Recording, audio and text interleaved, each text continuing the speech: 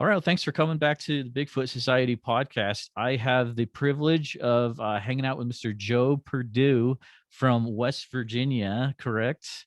That is correct. Awesome. And I got quite the bio for you. I'm gonna read over here.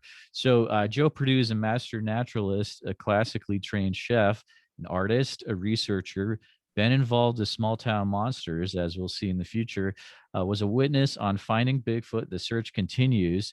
Is a co-owner of Wild and Weird West Virginia, a dinosaur repairman, and more. So Yeah. dude, that Yeah. bio is inspiring to me. It's like, how can you not read that and be like, let's go, man. Joe, anything else I missed on that, man? I'm a veteran, U.S. Air Force veteran. Oh, awesome, So dude. Very yep, cool. one of the perks of that was obviously being able to serve our country, but I was trained in Totally. crash retrieval, and recovery. So it goes into the data collection, forensic inspection, and essentially like crime scene layout inspection Yeah. to document what happened, how it happened, and things of that nature, which you can think, comes in handy when we're doing Bigfoot research. Oh, totally. Oh, that's a very cool piece to Yeah. know. That definitely gives credence to your research there. You're a guy that's been popping up here, popping up there, and you've been. I have a list of people. I'm like, I need to get this guy on. Need to get this guy on. And then I was watching Finding Bigfoot. And I was like, it's that Joe guy. Come on. And I was like, now I really got to get Joe on. But so thanks for hanging out. Absolutely, man. I'm Yeah. excited. It's going to be a good night. I'm curious, what was it that got you involved in Bigfoot and cryptozoology and weird stuff originally? Well, it all started with my grandmother, and it was fostered by a seventh grade science teacher. I still, have in my life, and we talk every now and then.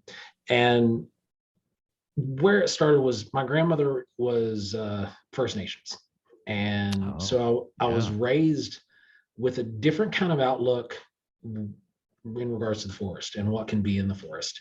Okay. And so it wasn't ever like she was teaching me about Bigfoot or teaching me about this, that, and the other. But we did have the ability to rehab wildlife. That's one of the perks of being a First Nations tribe member, is that if there's injured wildlife, you're allowed to rehab it legally in the state of West Virginia. Really? So I grew up around owls and foxes and all kinds of stuff like that. It was a great time. So, oh man, she was always into sci-fi. So we would always sit and watch the In Search of, all the classic stuff that everybody's involved in. I could sit and rattle it off, but everybody's already heard before. All the classic stuff, right? And then I was actually out I grew up in rural West Virginia. Okay. And I live still in a slightly rural area, but I grew up like deep in the sticks. And I was out hunting probably, it was the first week of squirrel season. So it was the weekend after Memorial Day. Okay. And, or not Memorial Day, Labor Day, sorry. It was the weekend after Labor Day. And I'm up on top of the ridge, and I go down to where I normally had my little hunting spot.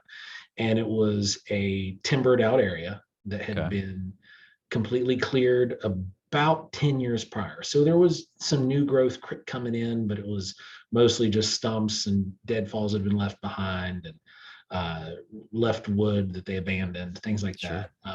But it made for a really nice area, because where it came in was I would hunt on this hill and the other hill started here. And I had a nice vantage point to be able to hide in the brush that was a big thicket and hadn't been timbered. And I could look through the forest and see this big clearing. So I had the advantage on deer and anything else of that nature. Yeah. And I had been,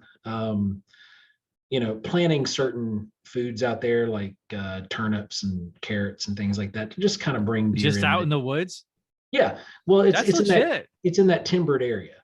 So it had direct sunlight coming on it all the time. And the reason you do that is just to kind of it's called a food plot. And the reason you do that is because it'll bring deer in to an area that they normally wouldn't hang out. Yep. And you're not like baiting them, because I didn't leave food there all year. I would just plant during a certain time to get them to come through and then Mm-hmm. pass by and go. Makes sense. Makes Um, sense. and I was never like a trophy hunter. I'm one of these guys that Mm-hmm. if I hunt it and I kill it, I use absolutely every part of it, all the way Okay. down to using the bones to making stocks and soups and all that. Nice. Nice. So uh, anyway, I'm out there and I'm looking at the ridge, and just kind of looking around. And I see that the ground had been really, really turned up. Mm. Like everything had been ripped out that I had planted. So I'm like, man, I really got something going on up here. So I went back in and looked, and just kind of waited, and nothing came around. So I came back a few days later just to check and see on everything. This is on the weekend. Okay.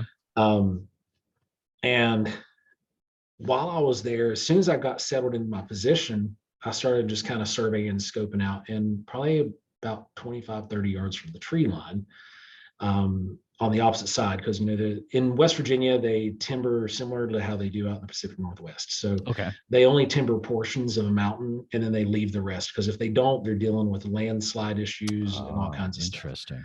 So they timber it in quarters, and so there's a hard tree line of 50, 60-year-old trees that butts up against absolutely nothing, where it all Hmm. been kind of timbered out.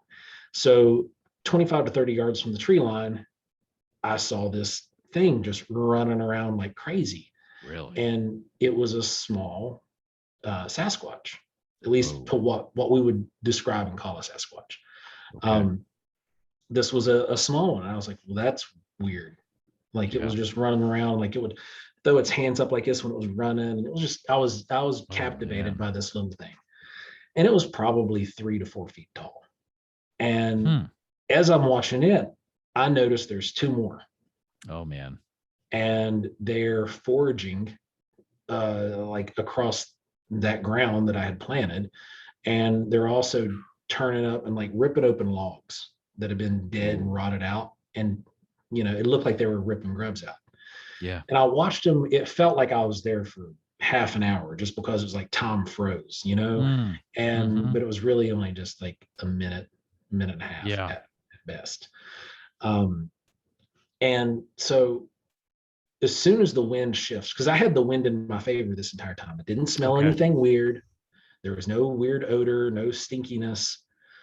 And suddenly the wind shifted. As soon as the wind shifted, the little one took off running back towards the two bigger ones. The Mm. bigger one, the big one, stood up, because it was like kind of down on its haunches, but against a log. Okay. So it was kind of almost like it was sitting on the log, but like more on its haunches. And Sure. then it stood up, and I was like, oh crap. Yeah. And Oh I man. all I ever saw was its back, and Mm. its profile, like, because it did this thing where it turned its body like this and raised its head and like sniffed at the air. And then I assume it made some kind of noise that I couldn't hear, because when it dropped its head back down, the other medium, I guess it was still big, like me size one, Mm-hmm. stood up and joined the two, and they just walked off into the forest. And I waited for a minute and then was like, okay, I'm out now, because Yeah. they made themselves scarce. I'm going to do the same. I'm going the opposite direction Wow. anyway, and I'm going to go home. Mm. So that was kind of the Campbell's condensed version of my Okay. story. Um, there's I can go to a little bit more depth on what they were doing later if you want to ask those questions. But Campbell's condensed version, there you go. That's it. I And love that. Yeah, so, that'd be enough to yeah, set me on that trail pretty quick, man. yeah, it got me hooked. And I was like a closet case for a really, really long time. Really? Okay. I kept it to myself because I was already like the wild guy in high school. I was Okay. already doing all kinds of stuff. I was a daredevil doing. If I went and said, "Hey guys, I saw a Bigfoot," Yeah. everybody's gonna be like, "You've lost your marbles." Okay. And then in the military, it's just not something you talk about. I So would imagine you wouldn't want to be the Bigfoot guy in the military. no, no, no, Probably not not. at all. No. No. No. So No. it was several years after, and I told a couple people about it, and then my business partner and research partner Ron. I told him Okay. about it years ago Mm-hmm. because he was telling me weird stories that happened to him, and I was telling him about the Bigfoot thing, and yeah, it was. That's kind of what launched us down the wild and weird road that we're on. Oh, and yeah, I love it. I love it. because he had several years, 30 some years of UFO research, and he was also Oh, wow. a paranormal researcher for a few years, and was working with audio and video and production stuff for paranormal Oh, TV kind of things. And oh, cool. um, so he had a background with that, and we just kind of combined my outdoorsiness and wanting to go Bigfoot hunting and everything else together, and came up with Wild and Weird West Virginia and the Oh, West man. Virginia High Strangeness Collective. So you made both of those. Mhm.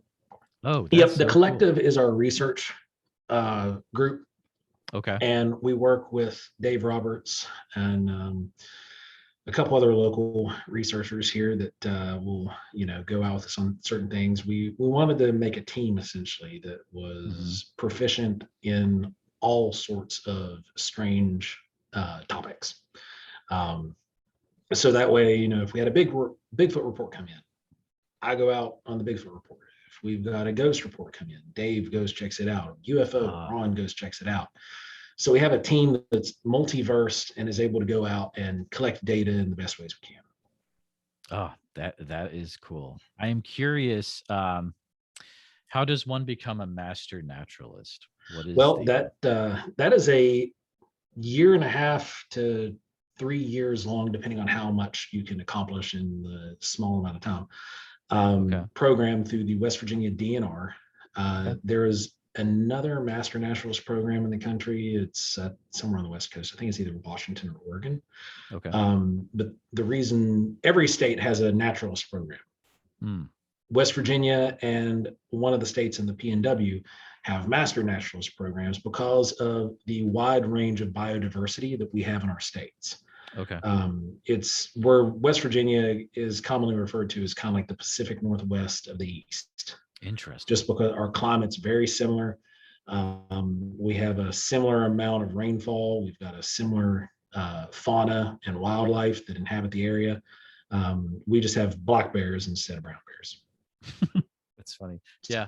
What kind of skills do you get at through that master naturalist?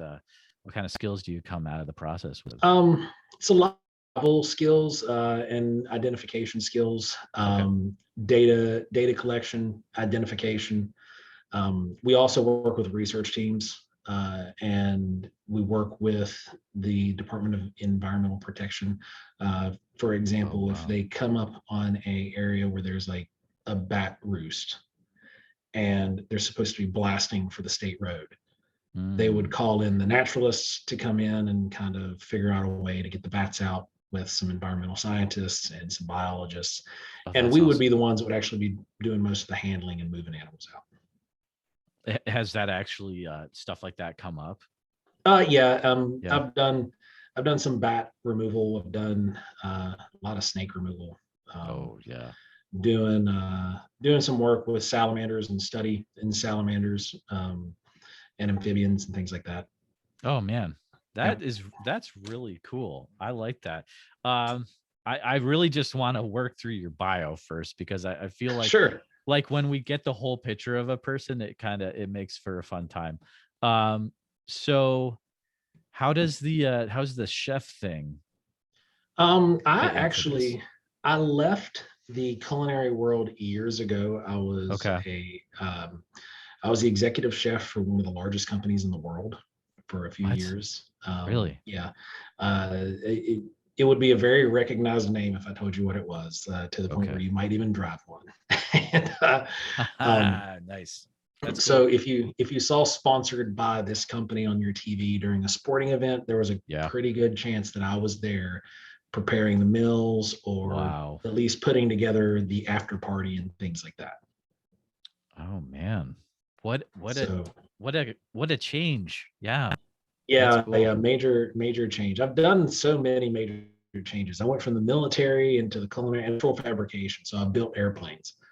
Um, Oh. so I went from being a mechanic to a chef, and I combined the two with fabrication and the art of the culinary world and sculpting ice and sculpting fruits and vegetables into making art and making sculpting Bigfoot out of clay and things like that. So it all just kind of flowed into where I'm at now. The dinosaur, I really don't want to miss out on that. So how do you get involved with, you're fixing dinosaur stuff at a museum? Like, what is this? This is nuts, man. Yeah. Well, if you become I actually went and took a lot of courses from Stan Winston's School of Character. Nice. Yeah, Jurassic Park, right? So yeah. Yeah. So learned how to do and sculpt a lot of various techniques and working with silicone and working with I'd already had a background with working with fiberglass and silicone, mold making and resins and whatnot from the Air Force. So combining that with the art side of things, especially when you involve the Stan Winston School of Arts, Stan Winston, Jurassic Park and whatnot, we had a local museum startup called the T-Rex Science Center. They unfortunately were a victim of COVID and no longer around. Oh no. But they were they brought in all these exhibits and they had T-Rexes, they had Triceratops, they had various other they had some animatronics, and that's a lot of what I worked on was the animatronics, because they had the latex skin over them and they would get ripped or torn in transportation, and then I would go in and fix them and make them look good again. Ron was with me with the mammoths. We had to basically rebuild a mastodon, which was just insane. But we made it look better than it did in the original pictures. So we made it look more like a mastodon. There you go. And then I repaired a plesiosaur, repaired a pterosaur. Actually got to work with a copy of Sue's skull, which is one of the most famous, the most complete Tyrannosaurus Rex that we'd had on in any museum. Nice. So I got to do some cleanup on one of those. Then just moving around certain parts and things like that, working with the skeletons and fixing them if they got damaged. Sculpted they had dropped a mount, which was like a $5,000 sculpture that somebody had dropped and busted, and it blew off a big section of its neck. And I had to go in and sculpt and match the texture of the scales and blend it all in. And after I did that, I put a coat of primer on it and then sent it off to Ron, and Ron did the paint work and combined the pigments enough to get us back in where we needed to be with the color. How cool is that, man? It was fun. I miss it. When they tore everything down, I went back out, helped out with that too. But I just could add that to my resume now. Dinosaur repairman. Yeah, I mean, that's the ultimate resume builder. Speaking of, so I kind of did a little bit of Instagram deep dive, like that seems to be the thing, like Hot Ones does that, right? But I am curious, one thing I'm really curious about, what was it like when you and Ron met Sukalos? Oh man, you gotta tell me about what it's like being Sukalos. Like, well, it wasn't. We didn't just meet out with him; we hung out with him. You hung out with him? Yeah, we got to hang out with him. We were there with him for a weekend. Whoa! We did a show together. Okay, Jeff Byers, who owns Creature Replica. I don't know if you know her, familiar with that. Yeah, Creature. Yeah, totally. Yeah, and Jean St. Jean. Those are two of our best friends. And like it's really, really funny how interconnected we have become over the last several years. But Jeff's one of our best friends, and we talk to Gene all the time. We have him on our podcast frequently. So Jeff put on this show that was a side branch off part of another show called Horror Hound, which is a horror convention that takes place in Cincinnati and in Indianapolis. I've heard of that one. Yep. Jeff put a sidebar into the thing called Fact or Fiction, I think is what it was called. Okay. And we had our another good friend of ours, Bob Gimlin, was there, and Like the Bob Gimlin. oh yeah, the Bob Okay. Gimlin. Yeah. Yeah. Just Yeah, just making sure. gotta love Bob. Oh yeah. Totally.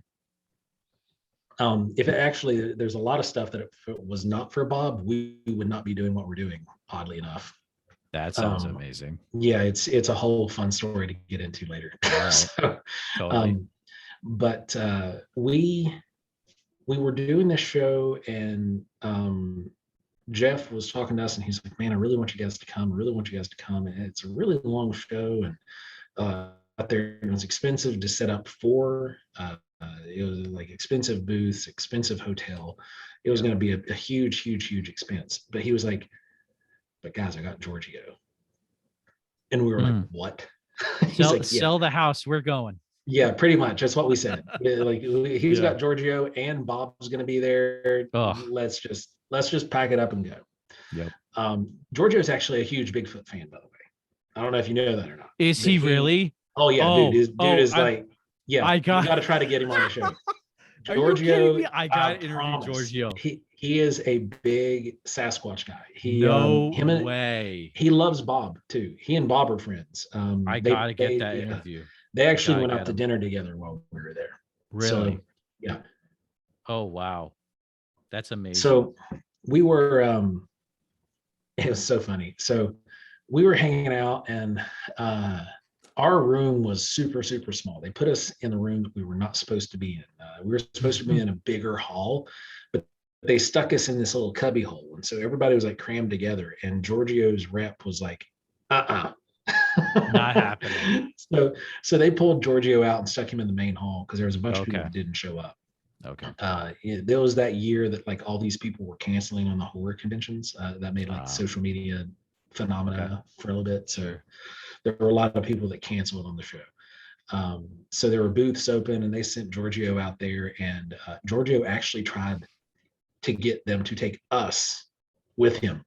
Oh wow! Because he wanted us to set up beside him. He was nuts. How cool is that? He's got copies of all of our UFOs that we make. Oh wow! And he's got a copy of our little golden flyer, you know, the pin that he wears, the little lapel pin. Yeah. He's got a copy of that we make. Wow. Giorgio is a great guy. Oh man. So we tried to pay for stuff because like we gave him the UFOs, and we tried to buy stuff off him, and he was like, "No, absolutely not. No, tell the story." And he would just give it to us. Oh wow. So he's just such a great guy, and getting to spend time with him that weekend and going to have conversations with him and really dig into some of his thoughts was really cool. Yeah, it's mind blowing. But we talk to him every now and then on social media, back and forth with Instagram. And so we're going to get him. We're actually working on a couple more UFOs we're going to send out to him. One of our UFOs was actually on his big TV show that he did. It was on Ancient Aliens. Yeah, but it was like blurred out. We recognize it because we made it. Like, that's the one. Yeah, we know because it was sitting on the corner of one of his desks, and so anytime that they went down to the corner, it was Will Shatner was at the end of the table, and Giorgio was beside him. Yeah. Anytime the camera went between Giorgio and Shatner, you could see this UFO sitting over there in the corner of the desk. Like, that's ours. Yes. Did that just blow your mind to know that your UFO was that close to Shatner too? Yeah, it was great. It was great. It was great. And so Ron was like, "That's it, man. That's our thing. That's our UFO." And I was just like, "Oh, that is too cool." I love it. Yeah, it's one of the awesome things about this community too. Not just the Bigfoot community, but the paranormal world as a whole. Like, it is extremely easy to become friends with the people that you look up to and kind of somewhat idolize to a degree. Yes. Like I never in a million years thought that I would have conversations on a regular basis with Cliff Barrickman. Never. Exactly. Yep. Never. Yep. But I'm after finding Bigfoot, I talk to him every time we get ready to go out on something. I'll send him a report, essentially, just being like, "Hey, look, check this out." That's awesome. Yeah. So it's nice to have him to bounce stuff off of. And him and Russ Jones. I don't know if you're aware of Russ Jones. He might be another good one to try to get on here too. He was Um, on the he's on that who's on that Dr. Russ Jones, right? yeah, Dr. Jones. On the Yeah, episode, yeah. Who's on yeah, the search yep. continues, yeah. He's a good friend of mine, Okay, and cool. he is kind of like sort of like my Bigfoot mentor, I guess you put it. Oh, we nice. Yeah, yeah. we bounce stuff back and forth off each other all the time. Anytime That's he gets a awesome. report, he'll bounce ideas off me and vice versa, things like that. It's really good to have people like that to work with. So Oh, I agree 100%. Like you got to find someone who's on your same path but is yep, further down the trail than you are, you know? yep, And you got to find the people behind you to and help do the them same. out too, you know what I mean? So, I totally Absolutely. get it. I totally get it. And that's one of the visions that we have with Wild and Weird West Virginia. Okay. We actually have a convention that we host called Wild and Weird Con, Oh, and okay. it's not like your typical convention where we have people come and just lecture you about a topic. Nice. We the speakers put on workshops, I love that. so we're just teaching you how to do this thing. Like Oh man. if it's something you're interested in and you want to learn how to do this, we will teach you. Wow. We're actually doing a spring workshop. I think May 8th is the date. It's not in concrete yet, but we're doing a workshop in Kanawha State Forest, which is where John Tenney's encounter took place and where I took Finding Bigfoot. Okay. And we're going to do a Bigfoot workshop Oh, where I'm going that's to teach cool. people how to do plaster casts. Ron's going to teach them about audio and video equipment. We're going to have a friend of ours, Wayne Barnes, come out and talk a little bit about Bigfoot history. And we're trying to get Russ. It just depends on his schedule if he can get out and talk about some like That's environmental stuff amazing. and things with, because Russ is also a master naturalist as well. Oh, okay, Um, cool. yeah. And so he'll talk about some probably food and migration ideas and things like that. Oh man. Yeah, it was actually that was on my list to ask you about the wild and weird con. That's such a cool idea. Um, Yeah, it's not your typical convention. Now we do have vendors and things like that, like you would find okay. at other conventions, but it's the speaker lineup is definitely not it's a workshop. You know, it's an educational experience. You know, when you come in, you're going to actually walk out with more than what you came in with. Wow. And that is at the forest Yep. in West Virginia. That is such a cool idea. I I, I immediately wish everything else was like that too. For Oh yeah. yeah, totally. Oh my goodness. Um Yeah. there is there's an audience question kind of talking about I want to make sure that you can hear me right now. I'm getting some weird my headphones are being weird, Oh but yeah. can you hear me? I've got you perfect. Perfect Okay, audio. good, good. All right, very good. Um you never know what's gonna happen with tech, you know. Yeah. But I'm gonna continue. So what's your favorite reference material when sculpting Sasquatch? And this is from Jonathan Dodds _ draws. Okay. Well, there's a book called, I think it's called About Sasquatch Okay. or Know About Sasquatch. Okay. I purchased that. It has a breakdown of the Patterson Gimlin film Mm, with the subject removed out of all the material to where it's just kind of lined out and shows the morphology. I also use a lot of classic human physiology. I just exaggerate it, you know, okay. expand upon the pre-existing frame to make it fit the typical models. Now, each Sasquatch that I've done, I've always looked at various reports. Okay. I combine my own visual sighting for most of the body outline, but I was really far away. I didn't see the outline of the face, or I just saw the outline of the face. I didn't see details. I didn't see, you know, what a forward facing look at it, right? Mm, So I use other people's reference material. I use other sightings and I combine those because I don't want to just make it based off one or two sightings. I combine normally 10 to 15 different sightings and what the facial appearance was, how the lips looked, the way the lips were positioned on the face, the distance of the lips from the nose, how okay. wide the nose was, the proportion of the nose, was it a hooded nose or a flat nose? how far set the eyes were apart, because that's something that you can actually calculate. If Sure. you've got, if they say it looked like they were 6 inches apart. Well, okay, if it was a 7 foot tall object, then convert that into inches and centimeters and use calipers Ah, and set and dial it in. And I can mark those positions using tools on the statue and then make it all kind of match up. that's amazing. Um, then, apart from that, imagination, just incorporating some certain things, especially like poses, because I don't like to make statues that are kind of like upright and easy. Right. I wish I did. It'd make my life a whole lot easier. But I Yeah. try to add dynamics to it and put like Okay. and position the arms, and a lot of that you have to understand physically, and you have to understand, well, if this arm is going to be here, then this muscle has to be doing this, and this muscle is Gotcha. going to be tense in this motion. This muscle will be relaxed. Things like that. You got to take all that into consideration.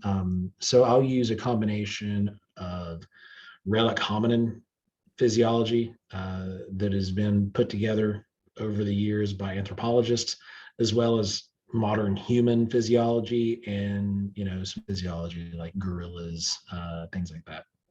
Oh, that is really cool. Do you happen to remember, just curious, the author of that book I can go grab the book if you got a second. that's and or feel free to message me at a later time, and just so I can put Okay. it in the show notes. Yeah, Yeah. because I'll, people will ask I'll do me that. big time. Yep. Um, Yep. I'll send you a picture of it too, a picture of the cover, Perfect. and the author and title and all that good Awesome. stuff. Awesome. It's The like the $30 on Amazon. Okay. The first one of the first ways I heard about you was a few of my buddies were like, "Oh, I got this cool like Bigfoot footprint cast keychain." Oh yeah, Yeah. yeah, yeah. And Those were fun. like I those move think. around. Like those have gone all over the place. Yeah, How did you man. figure that out? Like how to get that into a keychain form? Well, I wanted to think of an idea of something for because we have a bunch of kids that come to these events, right? And I made these keychains for Bigfoot enthusiasts, and also to really in. Can you hear me? A kickback. Um yeah, let me look real quick. Our Let me. bandwidth might be getting weird. Uh-oh. There I think we yeah, go. we're good. We're good. Cool. We're Cool. good. Sorry about that. You're good. Um, so it started off with me wanting to make something that the kids would be able to afford and buy and be like, oh, look cool, and put it on their backpack, and Oh yeah, yeah, totally. it's Bigfoot. And it's affordable because at shows we sell these things for $6.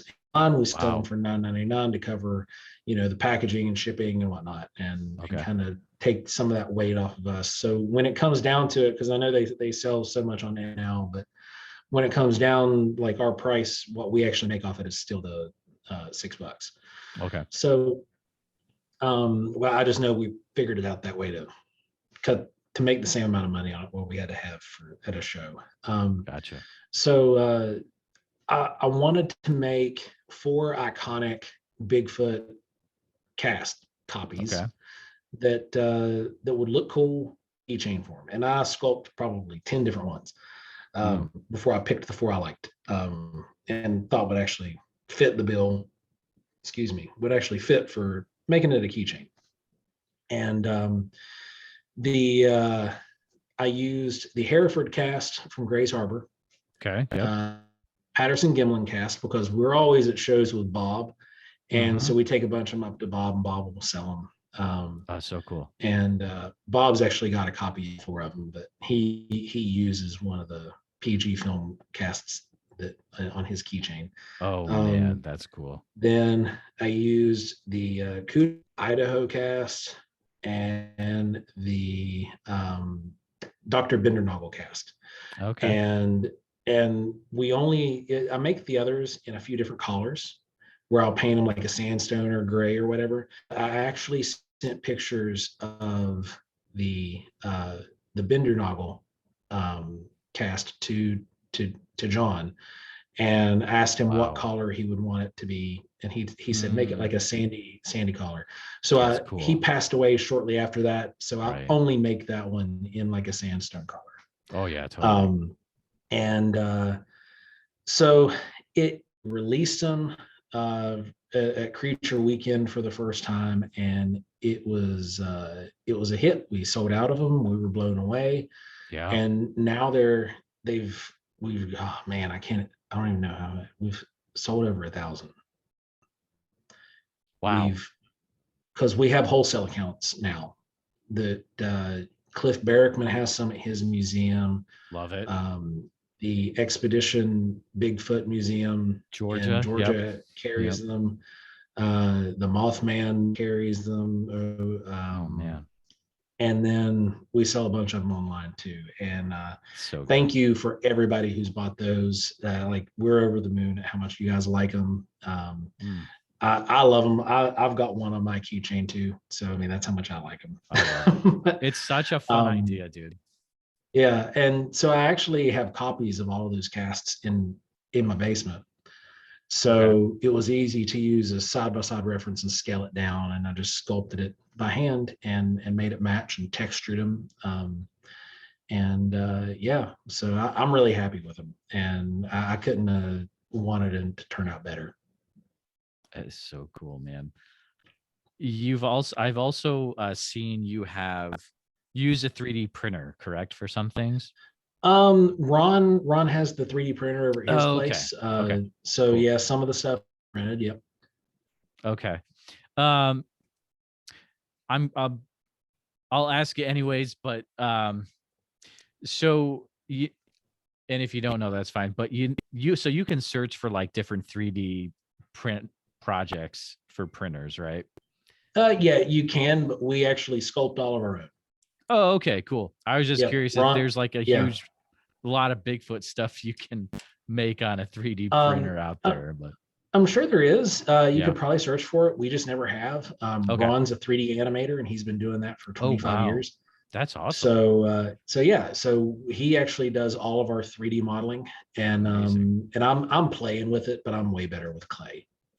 Okay. Oh man, you guys are super legit.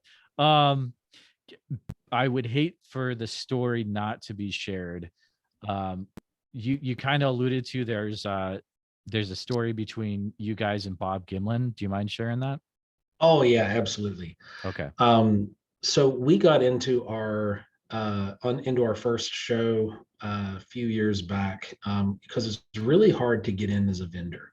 Mm, Um, you can go in and do a lot of things, but a lot of the vendors, it's like a weird wall in some places that gets put okay. up, and a barrier. It's like, none shall pass. Yeah, right, exactly. and and it's hard, these shows. And we did a show, and Bob came around to our table and really liked our stuff. And then there was another show that we were trying to get into, and Bob vouched for us. Wow. And once we got into that show, that opened up so many other doors. And Oh, Bob sure. vouched for us again for another show. And it just continued, like, oh yeah, get the boys from West Virginia in here. And it Oh, I was love it. I love it. it was fun. So we owe Bob, and we always make sure that he knows how much we love him for that. He seems like he's the most genuine and nice guy that you'll ever met. Yeah. You know. Yeah. Oh, absolutely. Yeah. Absolutely. Can't meet a better guy. Mm, that is so cool. I have a lot of listeners that are into small town monsters, so Oh yeah. we definitely want to. So you were involved with one of their films that is not yet released yet, correct? Correct. Okay. Do you mind We, sharing a bit about that? Maybe not give everything away, but kind of like how oh that yeah, sure. process was. It was really really relaxed. We had a good time. We're part of Dark Skies, Okay. his UF on the trail of UFOs. And what was so funny, I'll tell you, I don't know if it's going to be on in like extra credits scenes or whatever, anything like on Okay. DVD, because I know it had absolutely nothing to do with UFOs. And so I can tell you about this part. Nice. Um, we were actually at a filming site in I think we're in Braxton County. I'm Okay. pretty sure we're in Braxton County. All right. And we were like way out in the woods, Ooh. way out in the woods. And so, Shannon is like a big Super, squatchaholic. She is like, super. I'm interviewing here tomorrow. I'm pumped. oh, Yeah, she's sweet. super into Bigfoot. Yeah, Yeah, yeah, yeah. yeah. Yeah. So anyway, we're sitting there, they're doing the interview. I'm sitting across from Shannon. We're just kind of like, yeah, UFOs and like that. It was really funny too, because there was another part. There was another part like I don't know if this is like I hope they put it in there somewhere. I mean, I know it won't Okay. be in the main documentary, but they said Seth was asking us questions like because I felt like so out of place. Like I'm a Bigfoot researcher. I don't know. I'm a UFO team. What? But because we do UFO research, we collect a lot Right. of reports and we look into and stuff. So it was valid for me to be there, but it just kind of felt like this is weird. Yeah. Ron, you're Right. the UFO guy. You talk. Yeah.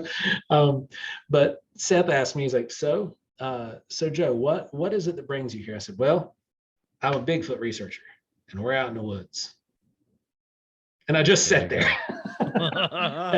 and we all laughed. Everybody was cutting up and having fun. But everything got serious there for a little bit, and we were doing the interviews and talking about some reports that had came in and that, and the other. Won't go into detail on those.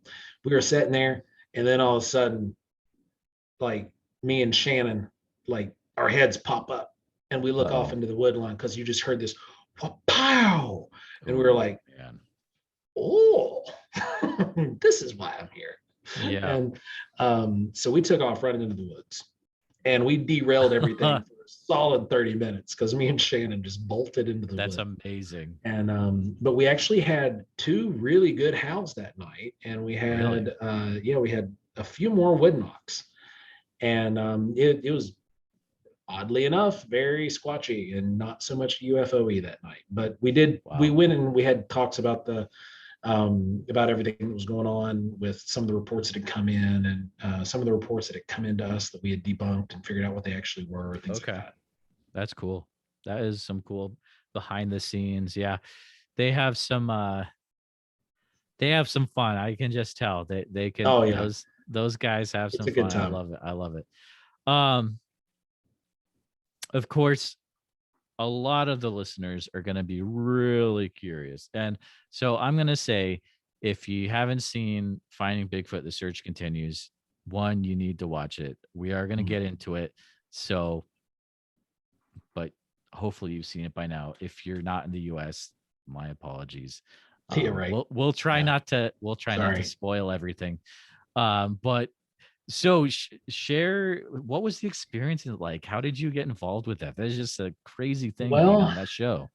I'm not sure what exactly got the wheels turning to get the show started. But back in April, whenever we went to the investigation site and John Tenney called in his report and I went out and investigated it within 30 some hours, we sent all that to Cliff. Okay. So he was already aware of it, and that's kind of how it all started. And then Russ is kind of their contact for here in the States. So he was like, well, and Russ was the guy that actually sent all the stuff to Cliff. So it was all, the wheels were already turning there all the way back in, April. And so it just continued from there. And then when I found out they were coming this way, they said, well, do you want to come out and do the night investigation? You want to come out and do this and do the report at Kanoa? And we want to do the last night we're there at that location. I was like, well, yes. Yeah. So we set everything up. We went out. We did everything. It was really smooth. They were super professional. I was worried, about how hokey it might be. God's on it, like just up front. I was worried that there was going to be this kind of like almost cartoony aspect to how they did things, and that it was going to be. Well, you hear, you've read everything on social media. You've seen it, like, oh, finding Bigfoot. Did you find him? you No, know? I get it, and I would have had the same so talking to Cliff, it's like, if I'd never heard the story where, like, in season 1, they were like, "Okay, we gotta prove everything Yeah. before it's like," but I can understand the concern totally, yeah. Yeah. Yeah. So, but all of that was like immediately set at ease Okay. when we got working. Nice. Like I was just blown away how professional they were and how like Mm, how not manufactured anything yeah, was. yeah. At least in my location, I know that nothing in our research area was staged. Nothing was. It was all legit. Everything was on the up and up. Oh, And 100%, yeah. yeah, Yeah. and I was blown away. I was like, wow, this is crazy. Now I would have cut our our stuff differently, way differently, Mm. um, because there was a lot of stuff they left out. Oh, really? You know, because I was actually out with them that night.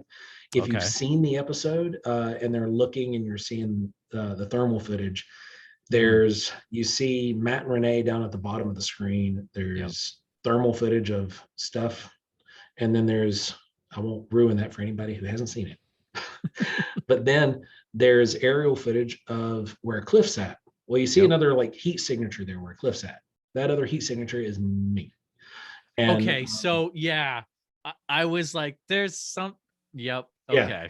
yeah, Mhm. the other heat signature That's beside funny. Cliff is yours truly. Oh, that's awesome. Yeah, Cliff had me come out with him. I was actually supposed to just stay at base camp, and I was there in case anybody got lost, because I know that forest like the back of my hand, and because I grew up in it. Yeah, And so it was one of those things where like if they get lost, I can go get them out, no problem, no big deal. I'll totally. just wait at Nice, base nice. camp. If they need it, radio me, I'll be out. Yep. Well, instead, last minute, literally last minute, like they're packing up, getting ready to go. Cliff was like, "Well, are you coming?" And I was like, "I was told I was staying here." He's like, "Ah, who cares? Come on." And I was like, "Are you sure?" And he was like, "Oh yeah, man, come on, let's go." And he's like, "I'm gonna be out there Nice. by myself anyway." He said, "It'll be good to have you out there." And I was like, That's great. That "Sweet, is great. yes." Yeah. You know, that's like a Bigfooter's dream come true. Oh, You know, you yeah, get to go out and totally. go squatching with Cliff Barrickman. I mean, come on. Oh, man. Uh, so that Wow. was fantastic. And we were out, and man, there was so many acorns falling and so many black Okay. walnuts. Like Really? it's easy to misinterpret knocks for like nuts, you know, because they're going to hit hollow pieces of a tree and it's going to sound like it. So you got to have your ears tuned to hear like the knock followed by a ch, which is the nut hitting Oh, the yeah. leaves. Okay. So you've got to be listening for that. And we heard several knocks that were Hmm. actual like good knocks, and Matt and Renee heard them too. Before we even took off, oh, this was one of the cooler things. Can't And of course, Bigfooter's luck. Cameras Okay. weren't rolling, audio wasn't Right. rolling. We're Right. sitting there eating dinner, getting ready to go do our thing, and all of a Oh, sudden, man. from up the holler, Yeah. all of a sudden you just hear this, No way. and I just raised up from my dinner plate and I said, "Y'all gonna have a fun night tonight." and, and they and they were like, "Man, you said this was a sweet spot, but we thought it was going to be like, you know, we didn't expect this." And they're like, "We haven't even got started yet." And Ooh, I'm like, "I told y'all I was going to get you out here where the splotches were. I wasn't kidding." that's crazy, And just kept man. eating. Yeah. So Oh, man. it was that the night started off awesome, and I love it. then there was there was a part where there's a whole segment that got completely cut, Mm. and so I could talk about that. Oh, Uh, yeah. Totally. we, excuse me, we went out on the ridge. We started off down in the valley, right, Okay. and then at the end of the night, we went up on the ridge, and we were up there for a couple hours, and maybe an hour and a half, 2 hours, and Renee and Matt went back down over into the valley, but they were up on top. They were just looking back down into that same valley we were in. Cliff wanted to go and check out somewhere else. He said, "Take me somewhere else that you think is just really squatchy." And I was like, "All right, sweet, let's do Nice. it." So we went back out and started walking out one of the fire roads that was Okay. probably about a half mile away from where everybody else was.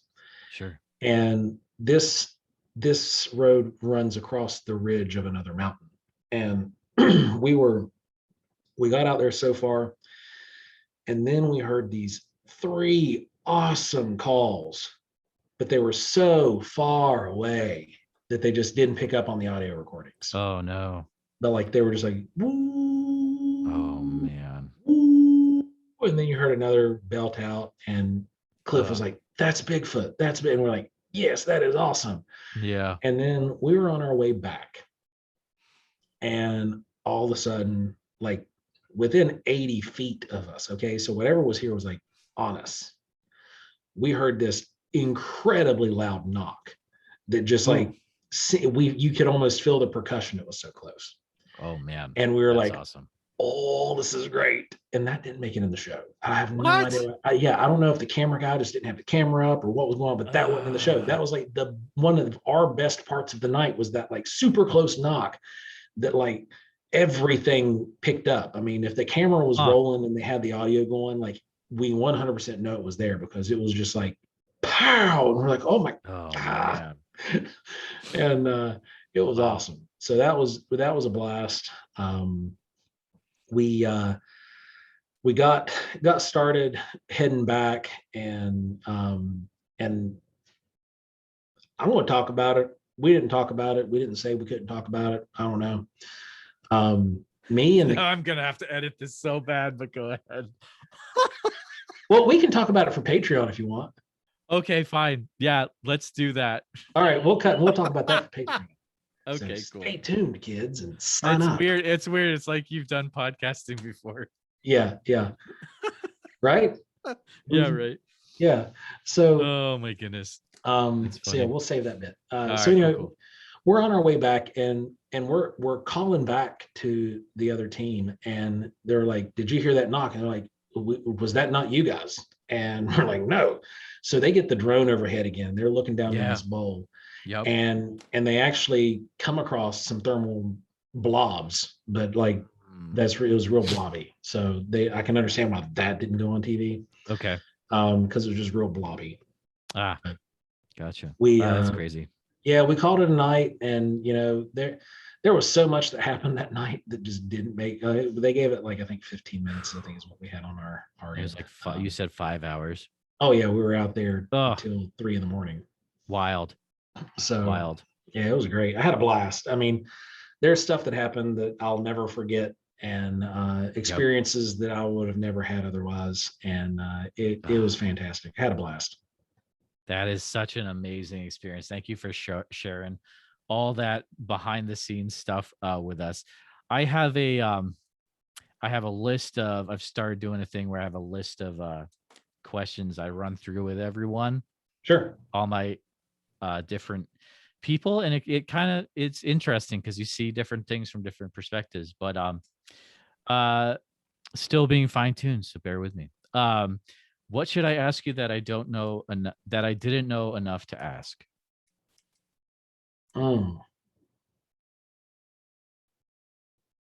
Maybe about diet. Like why they stay in a certain way, why they stay in a certain place, why I think Bigfoot would stay in a certain habitat. You mean like there has to be enough enough of a population of a food source in an not just a population, but even available sugar. Sugar is extremely hard. Sugar is a very difficult thing to come across in nature. It's something that you only really know if you were a woodsman or a master naturalist. Okay. Yeah. So the available sugar is extremely important. So we're talking about berries. We're talking about different fruits and things like that that have starches and sugars that are crucial to a diet, because you can't just live on a carnivorous diet alone. You have to have, you got to have something like I'm a firm believer that Sasquatch is not a pure carnivore. They're omnivorous. They're eating everything. And I don't think that they're just sitting there like eating refuse plant matter. I think they're actually targeting certain things like mushrooms, edible mushrooms, and various fruits that grow. There's, I don't know if you guys have them in your, where are you from? Central Iowa. Central Iowa. Have you ever heard of a pawpaw? What? Where? A It's pawpaw a type tree. of fruit. Is Yeah, it a it's a type fruit? of fruit that grows Yeah, I native. know what it is. I grew up in Western Mass, so Oh, okay, yeah, yeah, yeah. I've hiked the AT before, Right some on. parts, but Yeah, there's some pawpaw yeah, trees out that way. It's basically like an yep, Appalachian banana. right. Um, and so those are going to be a target. Okay. Oh, Native that's good to fruit know. trees like apple Yeah, trees, things like that, because sugar is just really hard to come by. You're just not yeah, going to yeah. find it. Oh man. It's one of the hardest things to find out in the woods. And if you don't have berries, if you don't have the that source, you're not going to have something that's going to stay in the region year round. Mm, that is a really interesting conversation. Yeah, that makes sense though. Totally does. Oh man, nice. What are you most excited about right now? Oh, what am I most excited about right now? Oh man. Yeah. Okay. So this past weekend, so it'd be a week tomorrow, Mm-hmm. we went out on a follow-up report from an auditory experience Ooh. that also had 2 years ago a visual class A that took Oh place at. wow. They've had some stuff knocking on trailers out in this holler. They've had like beating, Oh. slapping trailers. Historically, her grandfather also reported seeing a white Bigfoot. Oh really? This, yeah, Whoa, and cool. Yeah. this was back in the 60s, was when her Yeah, grandpa had okay. her experience. So this is a massive, massive property that is now hers. Mm, And she's very credible, former Marine. okay. And her story was just perfect.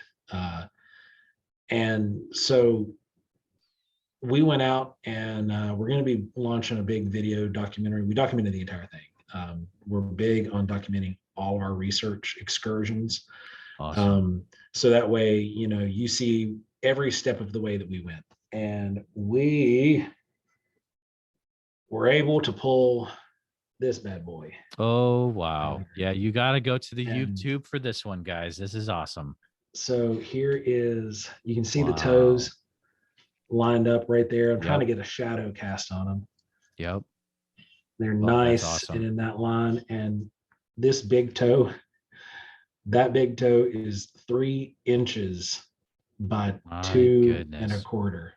Wow. And the track itself is 15. Here's where the heel is right here, and here's the toe. So it's Wow. 15 inches from toe to that. Now That we is lost the so ball of crazy. the foot because there was a big wad of grass. Okay. It was in some weird substrate. They were putting down hay and grass seed. So I've got hay mixed and stuck in this thing. It's still fresh. I mean, fresh. I still got grass and stuff. So, but That's that is what I'm amazing. most excited about right now. That Oh, was I awesome. totally would be too, man. And I can't wait to get back out there. We're calling it the Wineberry site. Okay. Because at that site we found blackberries, raspberries, huckleberries, Oh, wineberries. The wineberry thicket was just massive. It's the biggest, wow. it's the most populated berry there, so that's what we call it, the wineberry site. Okay. Makes sense. And we've got another trip planned to go out there. We have a fall weekend. We're planning on spending the whole weekend out there in the fall, Nice. probably in like the October time frame. Wow. And we're going to go back out there again here soon once the berries come on, Okay. because I'm going to go around looking for hair. Smart. So Yeah. you said that you're filming all this? Yes, we document everything, put it up on YouTube. It's Wild and Weird West Virginia is what you look up in the YouTube search bar, and it'll bring up all the other stuff we got. There's also some episodes of our podcast there. Nice. Wild and Weird WV, or is it? Yeah, we actually put it out West Virginia on the Okay, cool. Thank that. Yeah. you. So I'm gonna totally check that out after this. What are the top books someone getting into Bigfoot should have on their bookshelf? Oh man. Yeah. Anything you can get a hold of by John Napier. These are books that are Mm, going to be back from the 60s. yep. The Abominable Snowman and Sasquatch, that's a good one. The John Vindernagel's Thesis Mm-hmm. Yep. is another really good one to get hold of. Jeff's book, When Legend Meets Science, That one is really good. When I asked him this question, he was like, Sasquatch legends meet science, dude. I was like, yeah, um, fair enough. yeah. Also, if you're interested in field work, Jeff also wrote 2 pamphlets that Yes, are the they are Bigfoot field great. guides. Yep. Those are fantastic. I highly recommend getting a hold of those. You can get those at REI.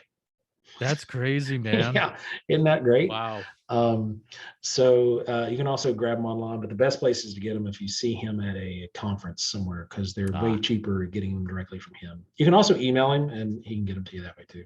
nice, nice. Then let's see. How can I forget The Dark Divide?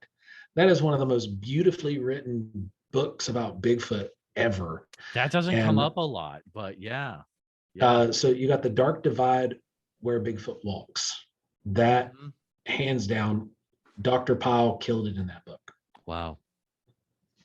That's a good list, man. Thank you. Beautifully written too. He's a poet by Hmm. hobby, and so my wife's an English teacher, and that's just one of the books that Okay. she picked up and was reading. She's like, wow, this is actually like beautiful. So, That's amazing. yeah, that's a short list for you. I've got several.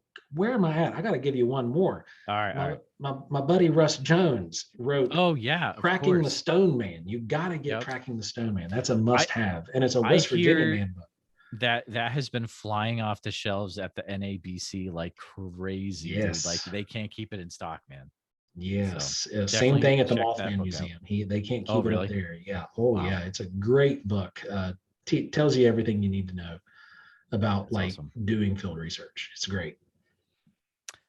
All right. The last part here is kind of some rapid fire questions. And um, these get a bit interesting. They're all over the board. So Sweet. Love it. first, you've kind of already said some stuff about this, but what is Bigfoot? In my theory, Yep. my personal thoughts, Yep. I believe that we're dealing with some kind of relic hominid. Mm-hmm. Most likely something that was an offshoot of robustus, like the Paranthropus robustus or Yep. relic Australopithecine. Love it. Is Mothman good or something else? This is a good question. Right? Mothman, we're local to the Mothman, okay, guys? I So know. Yeah. Mothman's my boy. Yeah, dude. And Mothman was something else. It wasn't evil. It was not an evil entity. I will disagree with anybody who tries to tell me otherwise. It was not this harbinger of doom. And I do not believe that these sightings that are taking place up in the north have anything to do with our Mothman and what we experience. Chicago? Yeah, because That we actually Mothman? went to Chicago. Yeah. We talked to like 100,000 people, and we were at an event and we were also doing some stuff. Okay. We were in Tinley Park where where the first sighting took place. Yeah, yeah. Nobody knew anything about it. Wow. Nobody. Everybody That's was wild. like, what? Mothman? That's West Virginia. And we're like, you're right. It is. That's wild, dude. So we believe that Mothman was probably some form of extra dimensional being or some sort of supernatural entity is what we think, and that it was not here to cause harm. And if you actually listen to some of the recordings from the original witnesses, they even say that they don't believe that he was here to hurt anybody. They believe that, and they wish that they'd never seen him, because if they hadn't seen him, they wouldn't have went and told the police. And if the police hadn't found out, the news wouldn't have found out. And now nobody will leave it alone. That's a quote from what's her name? Can't remember her name. That's all right. Yeah.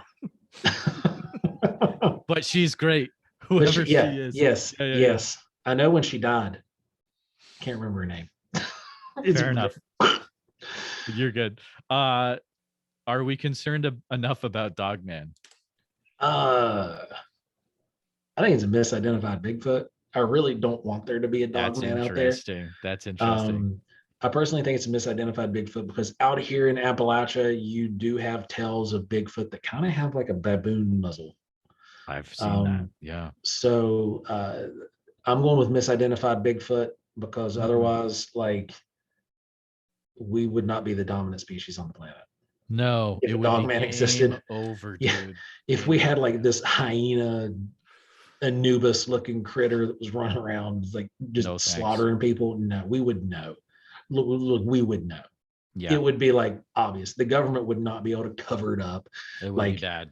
it would just be bad. So I think it's misidentified Bigfoot. Because I've even seen some of the prints. Okay, master naturalists coming in and also growing up in the woods. A lot of the Mhm. prints that have been claimed to be dogman are bear.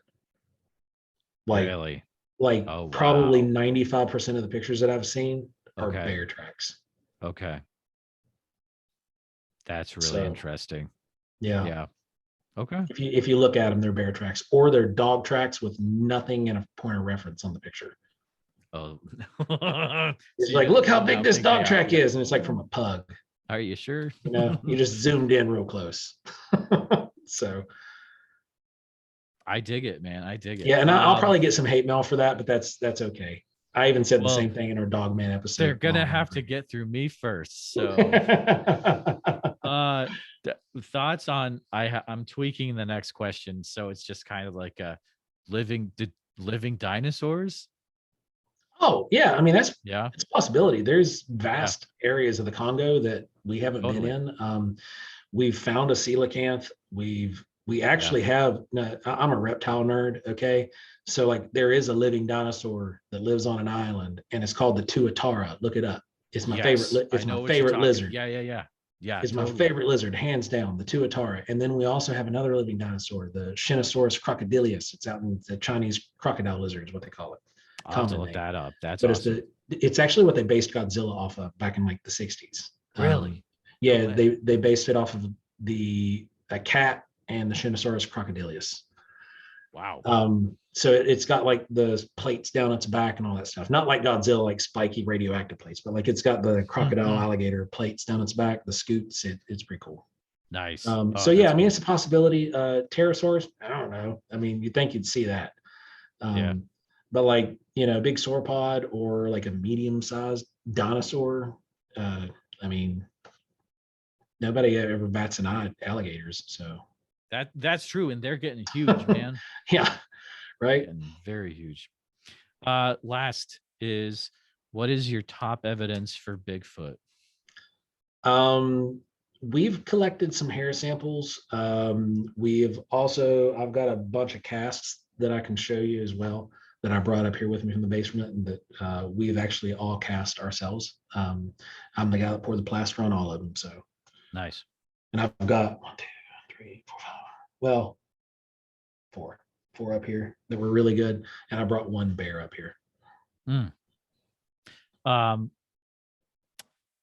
what would you say if I said historical evidence for Bigfoot?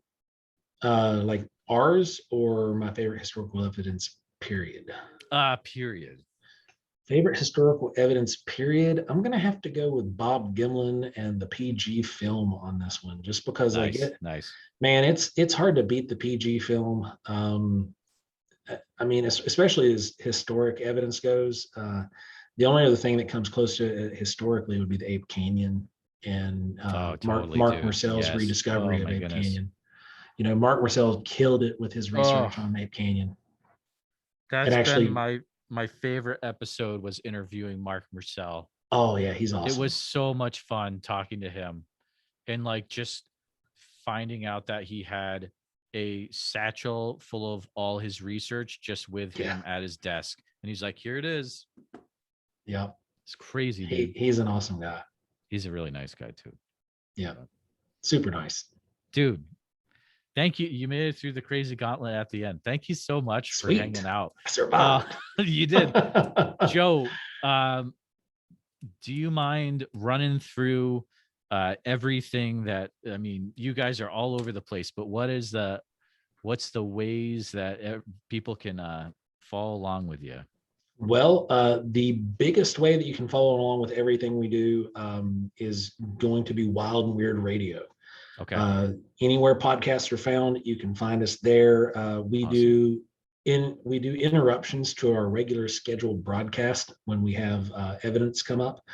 Oh, nice. or new sightings. So we will interrupt the lineup, and we will insert Yeah. an episode based on what we're doing. This week's episode Oh, is yeah. actually going to be all about that first cast I showed you with the grass in it.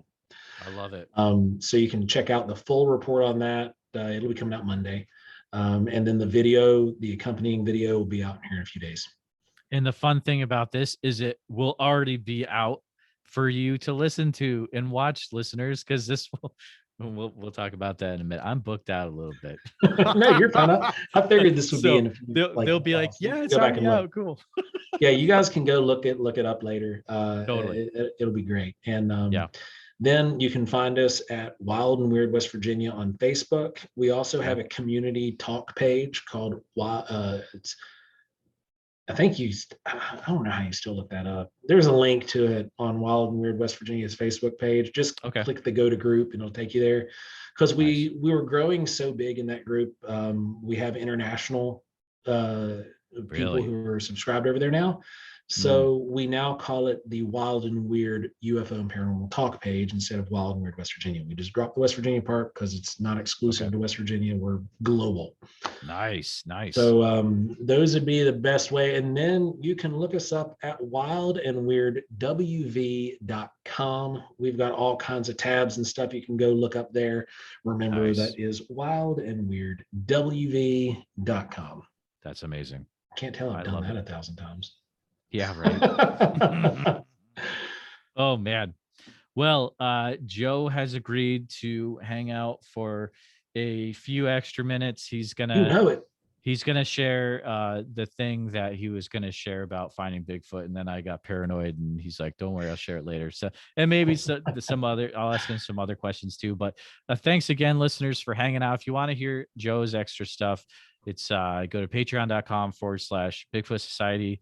$5 a month to hear some extra stuff and support the podcast. But thanks again for coming on, Joe. Absolutely. And I will say this as another podcaster, you Patreon supporters are invaluable. You keep us doing what we're doing and keep us driving and keep us moving forward. So go and subscribe to the Bigfoot Society on Patreon. Go support this guy, get behind Jeremiah, push him farther, help him get out there more. This is a fun show. You guys are going to keep enjoying it for days and years to come. So get behind him, support him, and stay wild and weird, guys. That is so nice. Thank you, Joe. Have a good one, guys.